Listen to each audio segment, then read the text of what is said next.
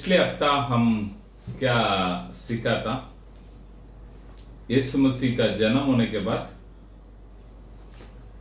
जो ज्योतिष लोग, नहीं तो वान शास्त्री लोग, एस्ट्रोलॉजर्स करके बोलते हैं ना, उन लोग आकर मिलना, क्या क्या हुआ है, उसके बाद यरूदुस क्या क्या किया है, ये सारे बातों को हमने सीखा है। आज के दिनों में हम सबको जो चीज मालूम है फिर से एक बार सीखने वाला है। लूका सुसमाचार में तीसरे अध्याय में 40 दूसरा अध्याय में लूका सुसमाचार के पुस्तकों में दूसरा अध्याय में 40, 41, 42 से लेकर 46 तक हम पढ़ेंगे। तो उधर एक दो चीजों को हम पढ़ते हैं। 41 को पढ़िए। उसके माता पिता प्रतिवर्ष फसह के पर्व में यरूशलेम जाया करते थे। ठीक है, तो एक बातों को हम समझ में रख लेने का है। जब यीशु मसीह संसार में रहने के समय व्यवस्था के अनुसार बोला हुआ सारे नियमों को उन्होंने पूरा किया।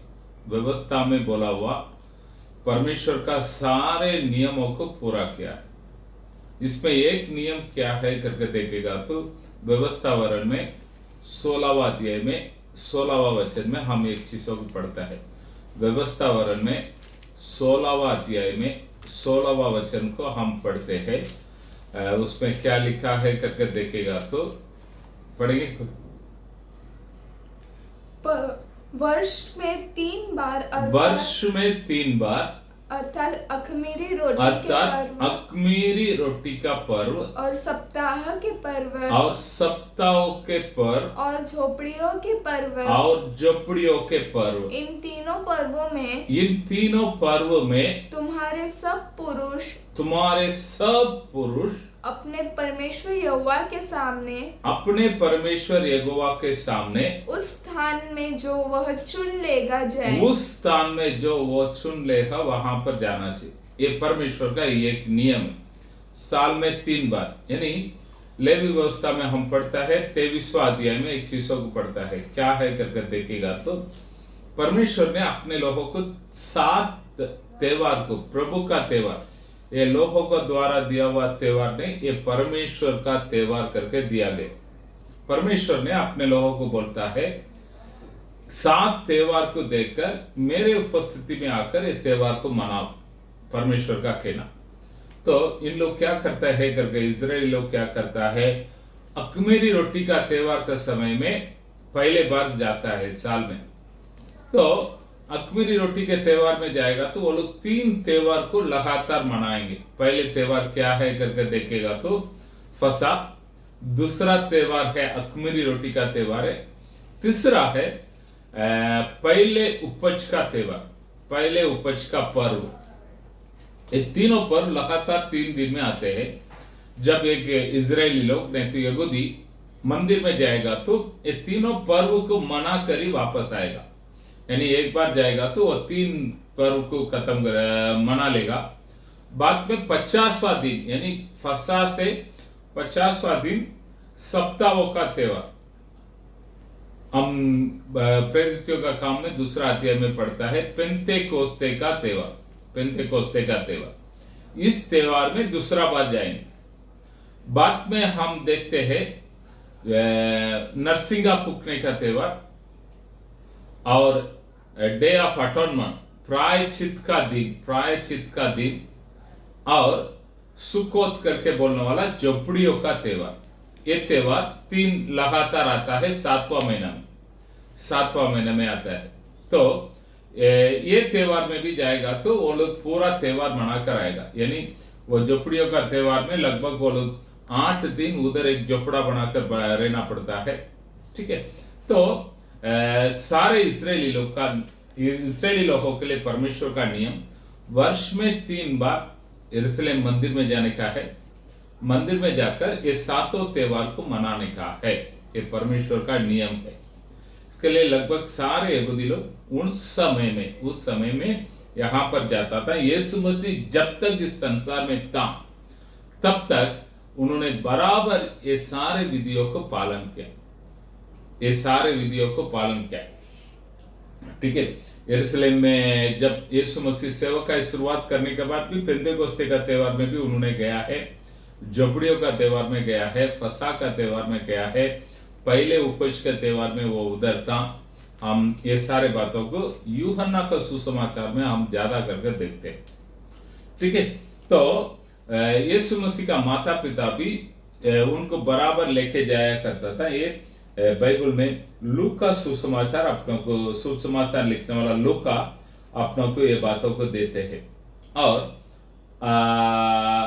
42वां वचन में हम पढ़ेंगे तो उधर एक बातों को लिखा है, तो आप लोग एक बातों को मन में रख लेने का है पढ़ने के समय। यीशु मसीह कहां पर रहता था करके बोलेगा तो यीशु मसीह जन्म हुआ बेथलेहम में, लगभग वो उधर 1 साल 3 महीने के आसपास उधर रहा है। उसके बाद वहां से वह मिस्र देश में चला जाता है। मिस्र देश में लगभग 6 महीना वहां पर रहते हैं। 6 महीने के बाद उन्होंने डायरेक्ट किधर जाता है करके देखेगा तो गलील के नासरेत में गया, गलील के नासरेत में गया, नासरेत। ठीक है, नासरेत से प्रभु का मंदिर यरूशलेम का कितना दूर बोलेगा तो 104 किलोमीटर, 104 किलोमीटर। यानी उस समय इन दिनों के जैसा गाड़ियां वगैरह नहीं, वो लोग चलकर ही आना पड़ता था। लगभग मेरे हिसाब से 3-4 दिन लगेगा, 3-4 दिन लग सकता है ये लोग चल के आने के लिए, क्योंकि बाल बच्चे के साथ औरत लोग के साथ आना पड़ेगा तो फटाफट आ नहीं सकता है। वो लोग इतना चलकर ही प्रभु के मंदिर में आते थे। ठीक है, 42वां वचन में हम पढ़ेंगे तो जब यीशु 12 वर्ष का हुआ, जब यीशु 12 वर्ष का हुआ तो वे पर्व की रीति के अनुसार पर्व के रीति के अनुसार यरूशलेम को गए, यरूशलेम को गए। ठीक है, यहाँ पर यीशु मसीह का जन्म बराबर दिया गया है। उसके बाद यीशु मसीह जब बपतिस्मा लिया, मिकवा करके बोलता है, बपतिस्मा लिया, तो वो बात सारे से सुसमाचार के पुस्तकों में है। बपतिस्मा लेने के बाद वो जंगल में जाकर उपवास करने के लिए गया है, वो सारे सुसमाचार का बुक में है। बीच में केवल एक ही बात को लिखा गया है, वो क्या है करके देखेगा तो ये 12 वर्ष में मंदिर में गया हुआ।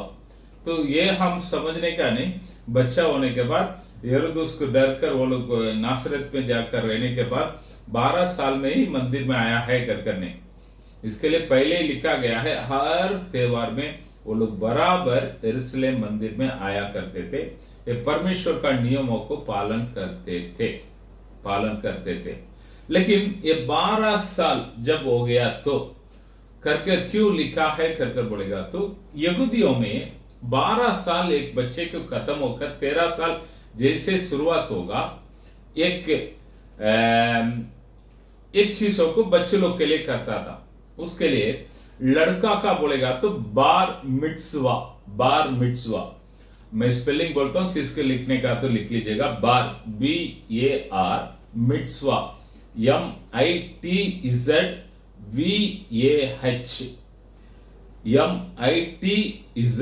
MITZVAH, मिट्सवा लड़का है। तो अगर वही लड़की को करेंगे तो बैट मिट्सवा, बैट BAT, बैट मिट्सवा।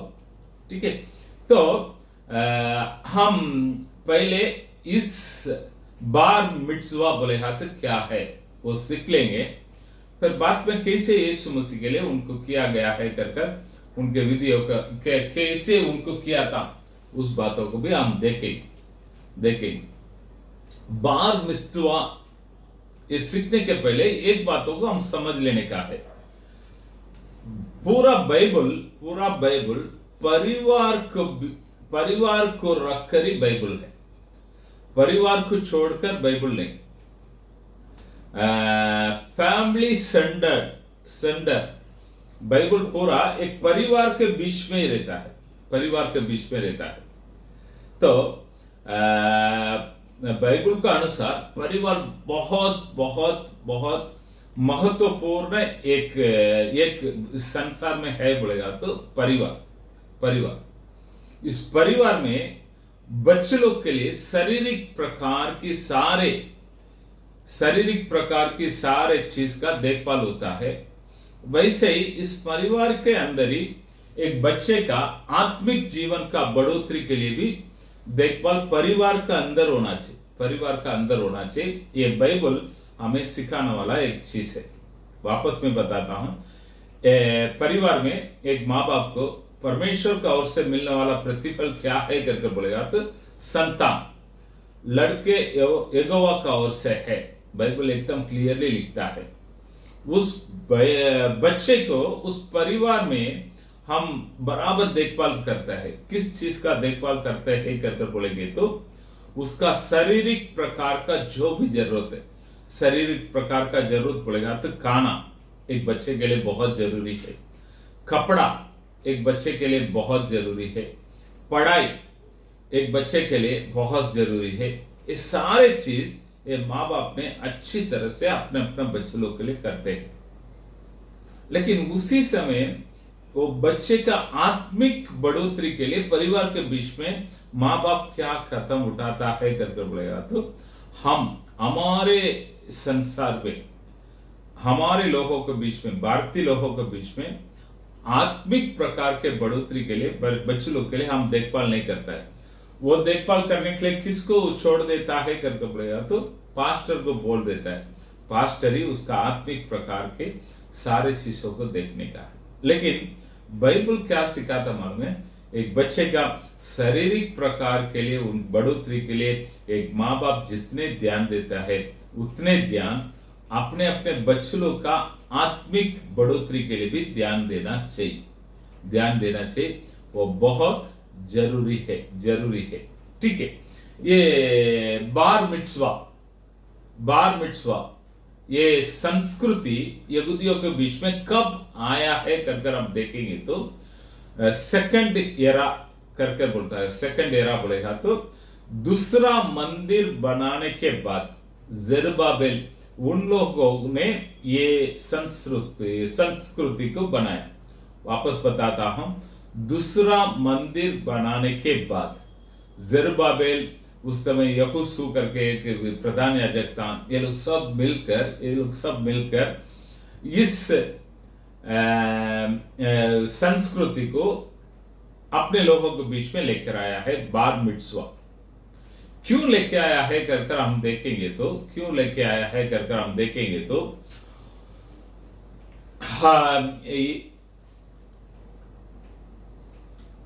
याकूब का समय में ये लोग सब मिस्र देश में चला गया है। वहां पर लगभग वो लोग है ना 400 साल मिस्री देश में बंदीगरण के बीच में था। बहुत सारे तकलीफ को उठाया है। बाद में मूसा के द्वारा प्रभु ने उनको छुड़ाकर बाहर लेकर आया है। लाल समुद्र को लोग पार किया है। पार करने के बाद चीन पर्वत में नीचे उन लोग को परमेश्वर ने खड़ा कर अपने व्यवस्था को उनको दिया। तो उसके बाद परमेश्वर ने बोला है इस व्यवस्था का अनुसार चलो। तो व्यवस्था को देखकर ही कानान देश के अंदर उनको प्रवेश करवाया। ये लोग कानान देश के अंदर आ गया है। कानान देश में आएगा तो उन लोग के लिए, उनको व्यवस्था में आगे बढ़ाने के लिए लेवी वंश में याजक लोग थे और रब्बी लोग थे और शास्त्री लोग थे। इन लोग व्यवस्था को बराबर सिखाता था यहूदी लोग। ये कब तक इन लोग बराबर व्यवस्था को सीखकर आगे बढ़ा है कर बोलेगा तो जब तक बाबिलोन का नेबुकदनेस्सर ने आकर यरूशलेम के ऊपर चढ़ाई कर यहूदियों का लोगों को बंदीगृह में लेके गया, तब तक एकदम टकाटक था। इन लोग व्यवस्था के ऊपर भी ध्यान नहीं दिया है, परमेश्वर के ऊपर भी ध्यान नहीं दिया है। अपने परमेश्वर का व्यवस्था का उल्लंघन किया तो परमेश्वर ने इन लोग को छोड़ दिया। उस समय नेबुकदनेस्सर राजा ने आकर इन लोगों को बंदीगृह में लेके जाता है। लगभग 70 साल ये लोग बाबिलोन में था। इसके पहले जब इजरायली देश में यहूदिया में रहने के समय उन लोगों के लिए व्यवस्था को सिखाने के लिए अच्छे खासे अरेंजमेंट था। रबी लोग थे, रबाई करके इंग्लिश में बोलते हैं, और शास्त्री लोग थे, याजक लोग थे। इन लोग बराबर व्यवस्था को सिखाता, लेकिन बाबिलोन में जाने के बाद इन लोग को व्यवस्था को सिखाने वाला नहीं मिला। तब उन लोग क्या करता है, परमेश्वर क्या बोला है, लेवी वंश का लोग ही मेरा सेवा करना चाहिए करके, लेकिन वहां पर लेवी वंश का लोग नहीं। इसके लिए यहूदी वंश में अच्छे लोगों को जो लोग व्यवस्था को जानते हैं, उन लोगों को ये लोग पकड़कर उन लोगों को परिस्थिति कर बनाया है। यानी परिस्थिति बोलेगा तो अलग किया गया है लोग। तो वो लोग इनको व्यवस्था को सिखाने लगा है। बाद में ये लोग क्या कर दिया है, 70 सालों के बाद वापस यरूशलेम में आया है, मंदिर बनाया। मंदिर बनाने के बाद बाबिलोन में जो दिक्कत उठाया है, आगे ऐसे हम दिक्कत नहीं उठाना चाहिए कर एक नियमों को हर घर पे ये नियमों को लेकर आया। नहीं तो यहूदी लोगों का संस्कृति को बनाया। क्या है कर बोलेगा तो बच्चे लोग को व्यवस्था कैसे सिखाना चाहिए कर एक संस्कृति को बना कर दिया। तो एक बच्चे इस संसार में जन्म हुआ तो वो बच्चे को 5 साल तक पूरा होने तक उसका पहले टीचर कौन है करके देखेगा तो उसका माँ। अभी टीचर बोलेगा तो उनके लिए एक सब्जेक्ट रहता है। ये माँ के लिए क्या सब्जेक्ट दिया गया है कर बोलेगा तो रिश्ता। वो बच्चे के उन लोग ने सिखाने का क्या है, रिश्ता बोलेगा तो क्या है। पहले मैं बताया है, बाइबल परिवार को बीच में ही है। परिवार बाइबल के अनुसार परिवार एक बहुत बड़े महत्वपूर्ण एक बात है। तो पहले वो माँ बच्चे को क्या सिखाने का है, रिश्ता बोलेगा तो क्या है, काका बोलेगा तो कौन है, मामा बोलेगा तो कौन है, ऐसा सारे रिश्ता को उन लोगों को सिखाना चाहिए। आप देख सकता है एक परिवार में एक रिश्ता कौन मेंटेन करता है बोलेगा तो बहन लोग ही उसका मेंटेन करता है। अगर बहन लोग अच्छी तरह से वो परिवार को रिश्ता को रखेंगे तो उस घर पे बहुत सारे रिश्तेदार लोग आता जाता रहते हैं। अगर वो बहन हर बातों के लिए टोकते रहेगा तो उस घर पे कोई नहीं आएगा। इसके लिए बहन लोग बहुत जरूरी लोग है इस रिश्ता को मेंटेन करने के लिए। तो उस कामों को परमेश्वर ने बहन लोग को दिया। एक छोटा बच्चे को कैसे वो सिखाई होगी बोलेगा तो रिश्ता में अपने मेहमान लोग के साथ कैसे व्यवहार करना चाहिए। तो ये सब अपने चाल चलन के द्वारा माँ बच्चे को सिखाते थे। क्योंकि बाइबल में हम देखते हैं व्यवस्था वरण में 6वां अध्याय में 4 से लेकर 7वां वचन तक पढ़ेंगे तो उधर क्या लिखा है, 6 और 7 को पढ़ी। व्यवस्था वरण 6 में 4 और 7, 4 से 7 तक आप लोग लिख कर रख लीजिएगा, घर पे पढ़िए। अभी 6 और 7 को पढ़िए। और ये आज्ञा है जो मैं आज तुमको मैं देता हूँ, वे तेरे मन में बनी रहे। पहले परमेश्वर का आज्ञा हमारा मन में रहना चाहिए। बाद में क्या करना चाहिए, और तू इन्हें अपने बाल बच्चों को समझाकर सिखा। ये बहुत जरूरी। पहले तो अपने मन में रखो, दूसरा है अपने बाल बच्चे को समझाकर सीखो। कब सिखाना चाहिए, घर में बैठने के समय, मार्ग पर चलने के समय, लेटते उठते इनकी चर्चा किया कर। यानी परमेश्वर अपने बच्चे लोग को कहां पर कैसे सिखाना चाहिए करके बोलता है। पहले तुम अपने मन में रखो यानी क्या है, अपने जीवन में लागू करो, अपने जीवन में पहले लागू करो। लागू किया हुआ बातों को अपने बच्चे लोग को जान से सिखाओ। कैसे? घर पे बैठने के समय सिखाने का, मार्ग में चलने के समय सिखाने का है, उठने के समय, बैठने के समय उनके साथ चर्चा करो, बच्चे लोग से बात कीजिएगा। ये व्यवस्था को रखकर बच्चे लोग से बात करने के लिए बोलता है। और क्या करने के लिए बोलता है कर बोलेगा तो ये बच्चे लोग को सिखाने का, ये परमेश्वर का एक बड़ा आज्ञा। ठीक है, पहले माँ को क्या सिखाने के लिए उन लोग बताता है करके बोलेगा तो पहले उम्र से लेकर 5वां उम्र पूरा होने तक रिश्ता के बारे में सिखाई।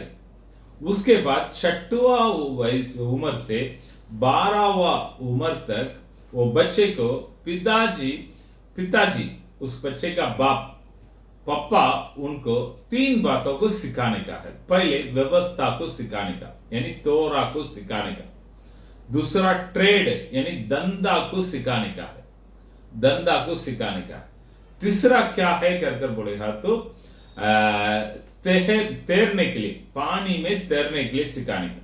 पहले मैं बताता हूं, पहले व्यवस्था को तोरा को सिखाने का है, दूसरा है ट्रेड यानी उनके धंधा को सिखाने का है, तीसरा है तैरने के लिए स्विमिंग सिखाने का। आपको अजीब लगेगा, स्विमिंग क्यों जरूरी है करके बोलेगा तो यदि लोग मिक्वा कर एक चीज को लेता है, हम बपतिस्मा बोलते हैं ना, वो लोग मिक्वा बोलता है। कई बार वो लोग साल में लेंगे, उनके जिंदगी में कई बार ये मिक्वा करेंगे, यानी कोई दोस्त लग गया तो वो लोग मिक्वा करता है। किधर मिक्वा के लिए कोई लोग घर पे टैंक रखता है, कोई लोग तालाब में करता है, कोई लोग नदी में करता है ये मिक्वा। ठीक है, तो वैसा मिक्वा लेने के समय तैरने के लिए यदि एक बच्चे को नहीं आता पड़ेगा तो वो डर जाएगी पानी को देखकर, वो डरना नहीं चाहिए कर तैरने के लिए सिखाता है। और ट्रेड क्यों, बिजनेस क्यों सिखाने का पड़ेगा तो उन लोग का कहना क्या है, एक पापा ने अपने बच्चे को धंधा नहीं सिखाया तो चोरी करने के लिए सिखाया करके बोलता है। यानी एक बच्चे को धंधा हाथ में रहना चाहिए, वो पढ़ाई करके दूसरा कुछ भी करेगा तो भी उसको एक सेकंड ऑप्शन जरूर रहना चाहिए। ठीक है, तो फर्स्ट क्या है, प्रथम बोलेगा तो तोरा को सिखाने। ठीक है, तो ये 12 साल तक ये एक यहूदी पापा अपने बच्चे को व्यवस्था को सिखाएगा। वो लोग व्यवस्था को कैसे सिखाता है करके बोलेगा तो पूरा तोरा पोर्शन को वो लोग 56 भाग में बांट कर रखा है, 56 भाग में बांट कर रखा है। साल में कितना सप्ताह आता है करके बोलेगा तो 52 हफ्ता आता है। उसके अलावा 4 बचता है, वो त्योहार का समय में एक्स्ट्रा पढ़ने के लिए रखा है। ठीक है, इस 56 भाग को साल में एक बार वो लोग बच्चे लोग को तोरा को सिखाई देगा। तो ये बच्चे 12 साल पूरा होने के समय कम से कम 6 बार पूरी तरीका से तोरा को सीख कर आएगा। ठीक है, तो तोरा को सीखने के बाद 13वां साल में क्या करता है, बार मिस्तवा करता है। बार मिस्तवा बोलेगा तो आप लोग समझ लेने का है, ये 2 शब्द है, बार एक है, मिट्सवा एक है। मिट्सवा बोलेगा तो व्यवस्था नहीं तो नियम, लिखने वाला लिख लीजिएगा। मिट्सवा बोलेगा तो व्यवस्था नहीं तो नियम।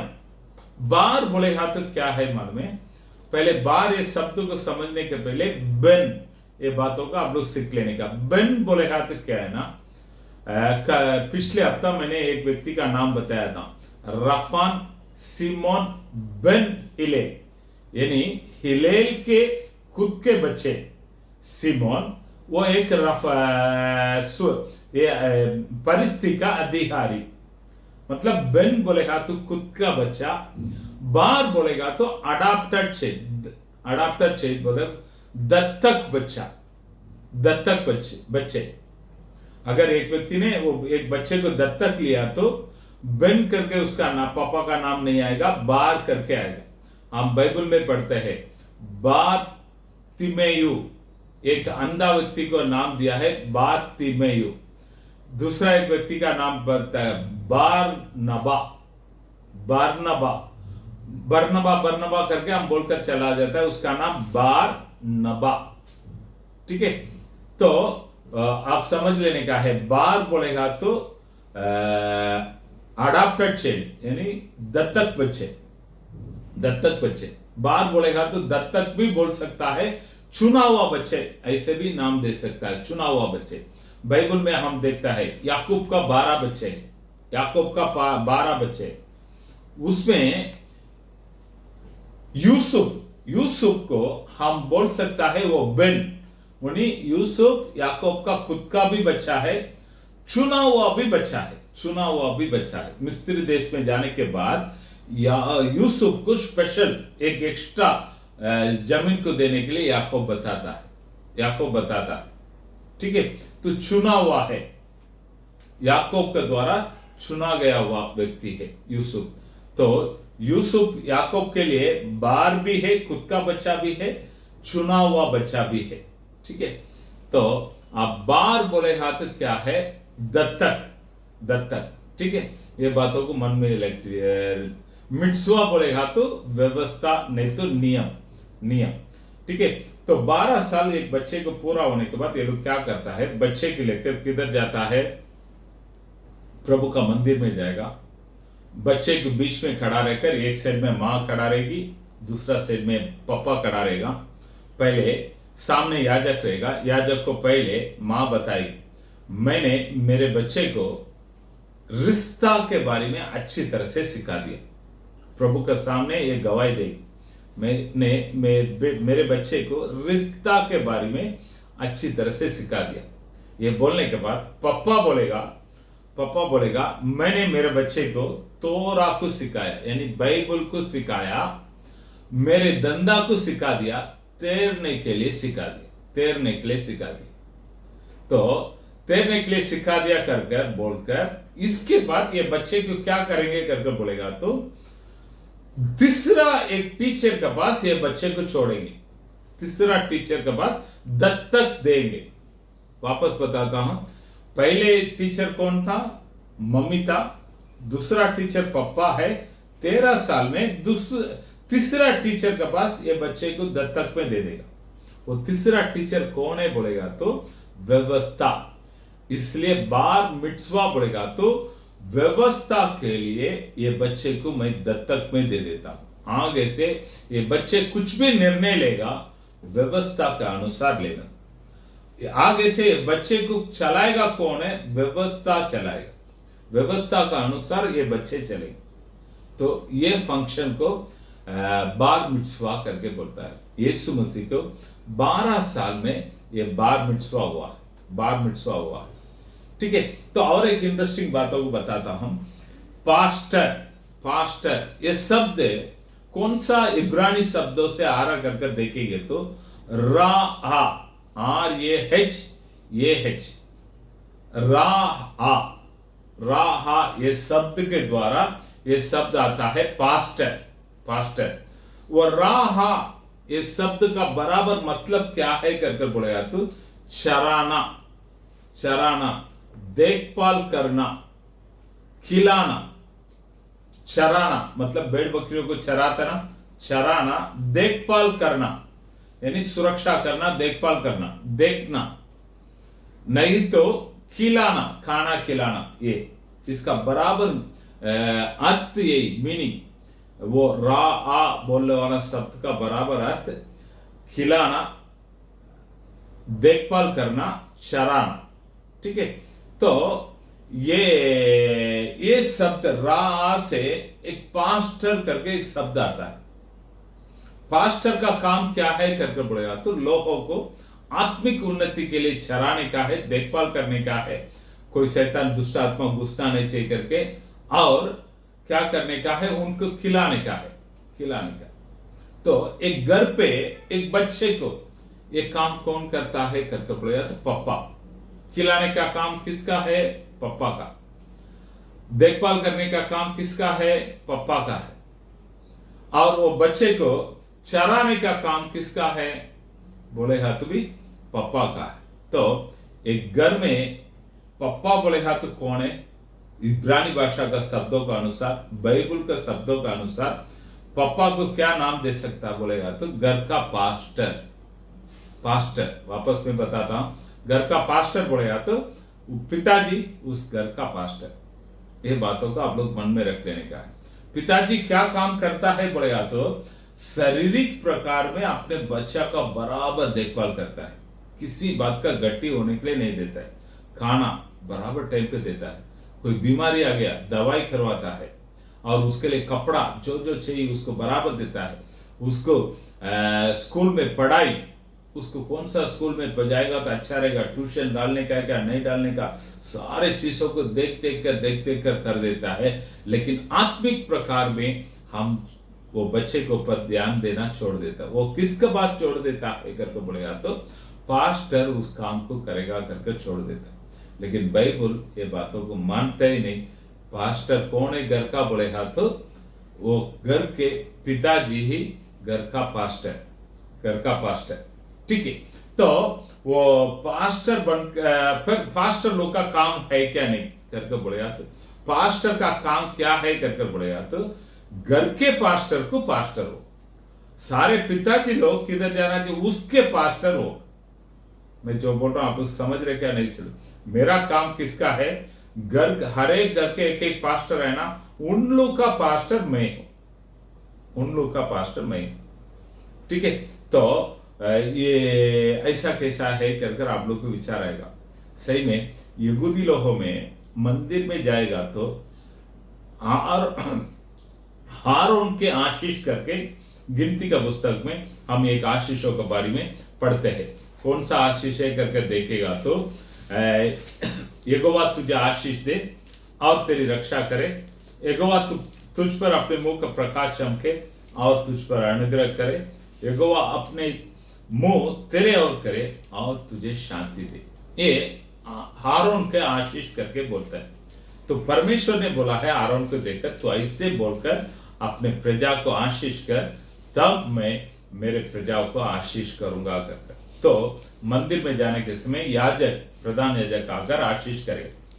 आशीष बोलने के समय सारे घर के बड़े लोग सब उसके सामने जाकर अपने हाथों का ऐसे उठाकर खड़ा रहेगा। तो वो जैसे वो प्रधान याजक लास्ट में आशीष बोलकर खत्म करेगा तो सीधा सब लोग अपना अपना घर पे आकर अपने अपने बच्चे को, अपने अपने बीवी को, अपने घर पे रहने वाला को वो पिताजी आकर आशीष करेगा। यही उन लोग का नियम, यही उन लोग का नियम। तो प्यारे लोग, एक बातों को आप लोग मन में रखने का, अगर एक परिवार में ये सारे चीज अच्छी तरह से होता रहेगा तो वो कलीसिया बहुत अच्छा रहेगा। अगर वो कलीसिया बदल गया है, वो कलीसिया अच्छा रह गया तो उस इलाका बहुत अच्छा हो जाएगा, उस गांव अच्छा हो जाएगा, वो गांव अच्छा हो जाएगा तो देश अच्छा हो जाएगा। अगर ये देश अच्छा होना चाहिए तो सुधरावट किधर से आना चाहिए बोलेगा तो एक परिवार के बीच में से आना चाहिए, एक परिवार के बीच में से आना चाहिए। तो ये बातों को मन में रख लीजिएगा। क्यों 12 साल में करके लिखा है करके देखेंगे तो यीशु मसीह का बार मित्सवा हुआ था। हम लूका में पढ़ते हैं, लूका में पढ़िए 43 से पढ़ेंगे तो जब वे उन दिनों को पूरा करके लौटने के समय तो बालक यीशु यरूशलेम में रह गया, बालक यीशु यरूशलेम में रह गया, और यह उनके माता पिता नहीं जानते थे। ये उनके माता पिता नहीं जानते थे।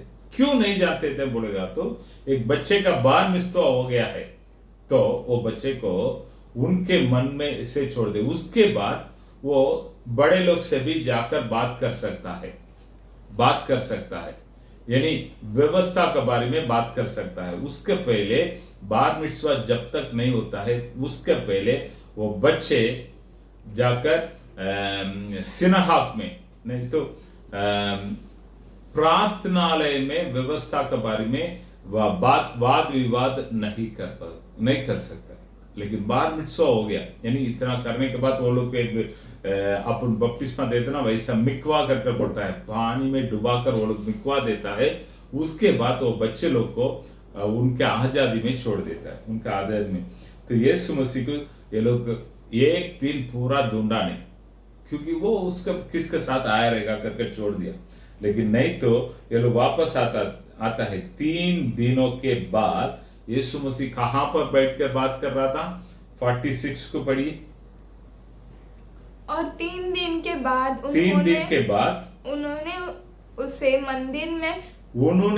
मंदिर में उपदेशकों के बीच में बैठने, उनकी सुनते और उनसे प्रश्न करते हुए पाया। सुनते और उनके प्रश्न करते हुए करते देखा। किसके सामने? उपदेशक लोग, वहां के याजक लोग, उनके साथ में उनका सुनना, उनके प्रश्न, वाद विवाद करने लगता है। देखते हैं बाद में उनको लेके आया है वो, ठीक है। ये बार मिट्सवा, ये एक हर एक बच्चे लोग के लिए वो लोग करता है। अगर लड़की रहेगा तो बैट मिट्सवा कर कर उसको बोलता है। ये कब शुरुआत हुआ है कर कर बोलेगा तो दूसरा मंदिर के समय में ये शुरुआत किया गया है। शुरुआत करने का मकसद क्या था हमारे? तो हम किधर भी जाएंगे तो बच्चे लोग को व्यवस्था को कौन सिखाना चाहिए? माँ बाप। इसीलिए यहूदी लोग, हम देखते हैं यीशु मसीह के बाद सारे यहूदी लोग तितर बितर हो गया था। उनको इजराइल करके एक देश ही नहीं था। ये कब मिला है? 1948 में, 1948 में महीने में इजराइल करके एक देश आया। लेकिन ये 2000 साल के बीच में व्यवस्था को वो लोग पालन करते आने का कारण क्या है बोलेगा तो ये परिवार उनके आत्मिक उन्नति के लिए, बच्चे लोग के लिए काम किया था, यही है, ठीक है। तो ये लोग ऐसा बार मिट्सवा करने के समय भजन संहिता 91 को पढ़ते थे। आइए ना सब लोग अभी भजन संहिता 91 को आइए, मैं बताता हूं आप लोग को। भजन संहिता 91 में हम देखते हैं एक व्यक्ति दूसरा व्यक्ति से बात करता है। एक व्यक्ति दूसरा एक व्यक्ति से बात करता है। 14, 15, 16 कौन सा वचन करके बोलेगा तो परमेश्वर उनको उत्तर देता है। भजन संहिता 91 को समझने का आसान तरीका मैं बताता हूं। एक व्यक्ति अभी मुझे नहीं तो एक अच्छी सही तरीका से लेंगे ना, दाऊद एक गीत गाता है तो वो किसको सामने रखकर एक गीत को गाता है करके बोलेगा तो सुलेमान को सामने रखकर एक गीत को गाता है। वापस मैं बताता हूं, दाऊद सुलेमान को सामने रखकर एक गीत को गाता है। ये दोनों दाऊद बात करके खत्म करने के बाद प्रभु उसका उत्तर देता है, सुलेमान को उत्तर देता है। पढ़िए ना, दूसरा वचन को पढ़िए। मैं यहोवा के विषय कहूंगा, मैं दाऊद यहोवा के विषय कहूंगा। वह मेरा शरण स्थान और गढ़ है, मेरा गढ़ है। वह मेरा परमेश्वर, मैं उस पर भरोसा रखूंगा। मैं कौन बोलता है? दाऊद बोलता है मैं उस पर भरोसा रखूंगा। हाँ, तीसरा वचन, वो तुझे बोलेगा तो सुलेमान को देखकर बोलता है वो तुझे बहेलिये के जाल से और महामारी से बचाएगा। वापस मैं बताता हूं, आप समझने का तो दाऊद क्या बोलता है? देखो, मैं परमेश्वर को देखकर बोलता हूं वो मेरा शरण स्थान, वो मेरा गढ़ है, वो मेरा परमेश्वर है। मैं उस पर विश्वास रखा हूं, नहीं तो भरोसा रखा हूं। इसलिए तू मेरा बेटा है ना, वो तुझे क्या करेगा? तू अब तक तू उसको बुलाया नहीं रहेगा, मेरे कारण, मेरे बच्चे होने के कारण वो क्या करेगा? तीसरा वचन को पढ़िए। वह तुझे बहेलिये के जालों से और महामारी से बचाएगा। वह तुझे अपने पंखों की तुझे कौन? परमेश्वर तुझे अपने पंखों तले के आड़ में ले लेगा, पंखों का आड़ में ले लेगा, और तू उसके पैरों के नीचे शरण पाएगा। उसकी सच्चाई तेरे लिए ढाल और झिलम ठहरेगा। तू न रात के भय से डरेगा।